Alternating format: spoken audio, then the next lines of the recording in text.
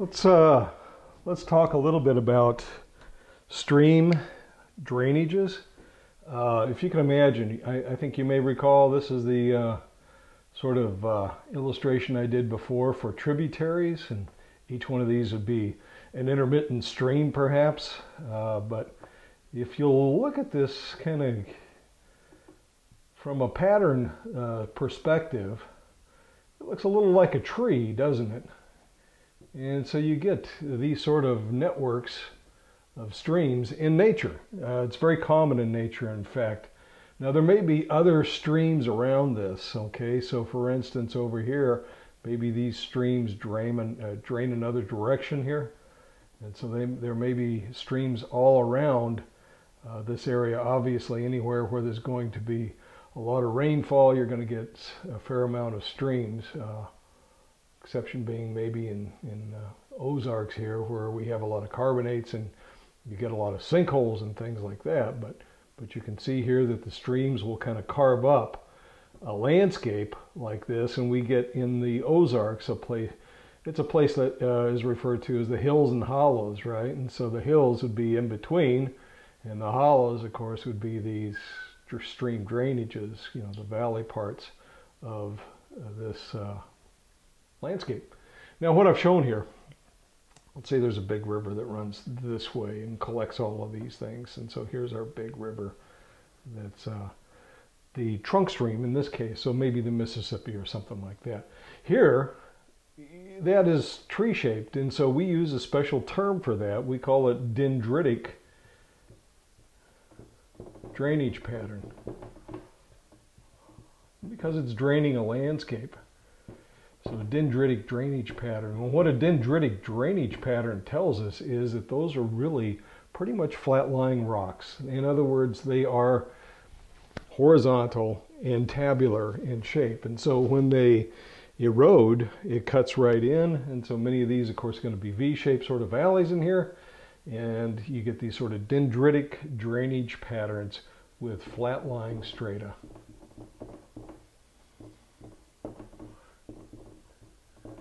It has nothing to do with not telling the truth, okay? So flat-lying strata, relatively horizontal and tabular in shape. Now, if that is the drainage pattern that's shaped like trees like this, dendritic drainage pattern, you'll notice that there are many drainages that drain this landscape. And you could actually draw a line in between where, let me use a different color here. I have some different colors to use as well. This is a bright red one here. Here we go. So if that's the case, we can actually draw where if a raindrop, which direction would it go? Would it go to one stream drainage as opposed to another? And you can see how you can outline and trace where these drainages divide. And that's what they call these sort of features. These are called divides in red here. And so you can see that there would be a divide up that way, maybe even one right through there, right? So these are divides. And so there'd be other drainages down to the south and to the north here, of course, north being up in this case. So here's my north arrow. Here's a scale, let's say about a mile or so. In this case, this is one drainage area right here. This is another drainage. Here's another drainage and another one and another one and another one and another one, so forth. Now, with a drainage pattern like this and a dendritic drainage pattern, each one of these collects a lot of water, I'm sure, at some point, right, when it rains. There are some games that hydrologists play with these things. They try to rank these things, and so what kind of stream is it, you know, and so forth. So very commonly they will rank these. Let's say that's a 1, okay? So if you have the smallest headwater region right here, you would have a 1, 1, 1, 1, 1, 1, 1, 1, 1, and so forth. So if you have two 1s that come together, what they do is they form a 2. And so you see a 2 right here. Two 1s come together right there. There's a 2. Here's a 2 right here. Here's a 2 right here. Here's a 2 right here and there.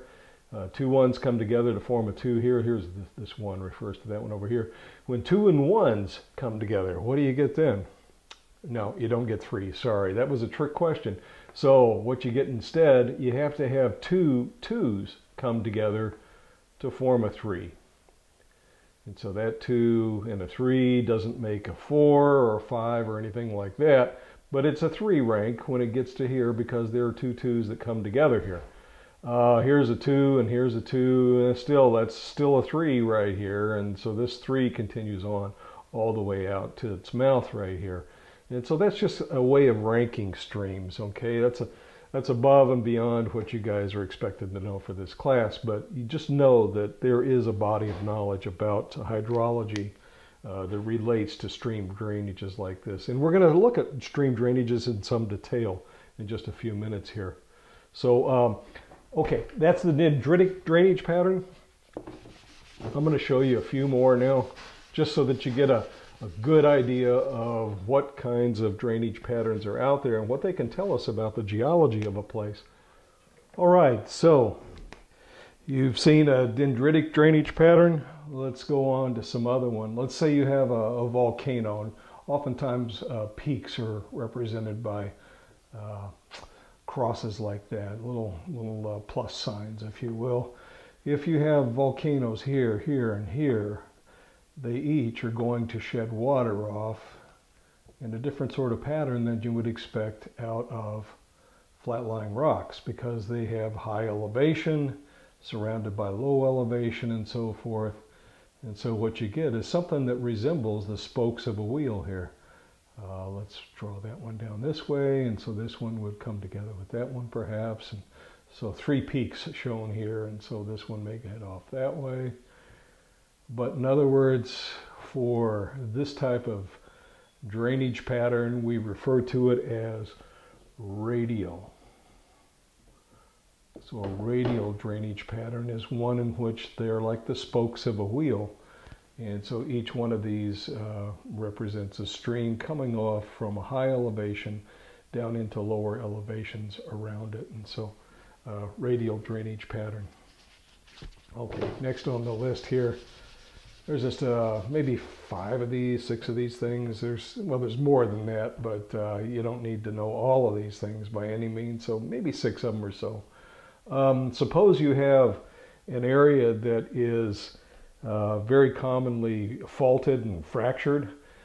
In that case, you may actually have streams that are kind of blocky in shape. Okay, so you may get ones that are like this, and so maybe the streams, and very commonly they do this, they'll actually follow fracture patterns, and you can actually see that sort of like blockiness in the landscape itself. Okay, so these would still be high areas around these, but in this case they have a name for this. It's called rectangular stream drainage patterns. Rectangular. And so it means faults, it means fractures and things like that control the stream drainage pattern. For the radial, of course, we had high elevation, so that's very common, for instance, with like, with high mountains that are point sources. And so that'd be like, the radial drainage pattern would be very common with like volcanoes and things like that. So if that was rectangular and it's associated with faults and fractures, there are some other ones that may be associated with other geologic structures. So for instance, folds very commonly have streams that are linear in shape, that will follow the valleys, either synclines or anticlines, and I'll explain the difference of those when we get back to geologic structures here, but I have to do some videos on that first to give you some indications of what it means to have stress and strain.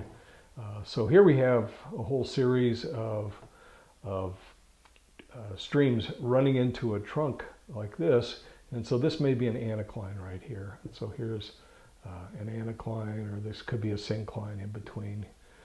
You get, ironically, synclines and anticlines don't necessarily correspond to topography, and so in fact many times anticlines, the top of an anticline could actually be the valley, and so the base of a syncline may be the mountain ridge in between. So these are structures here that reflect more where you have anticlines. That's the symbol for an anticline right here, and the stream drainages are surrounding this. And so this one they name after a pattern of grapes. And so I have some grape books up here.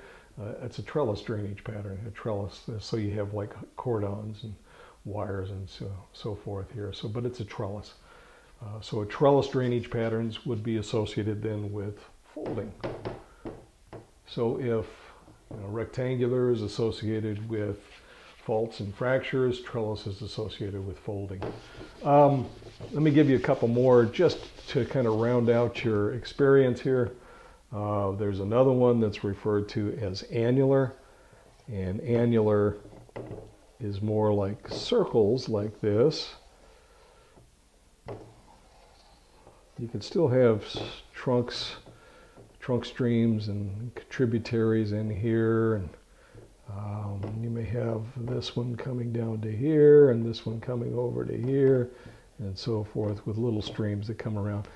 This is the sort of feature that you would expect to find and this is annular, and it's associated with domes.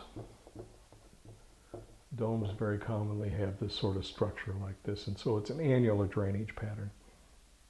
Okay, annular, rectangular, trellis, dendritic. So you've got a fair understanding, I think, from all of these, and we'll talk about this again in the PowerPoint presentation. But anyway, that's a pretty good indication. So each one of these tells you, each one of the stream drainage patterns tells you a little bit about the underlying geology of a region. So that is pretty much stream drainage patterns, and we'll come back and talk some more when we talk about geologic structures. We'll talk more about these sort of features.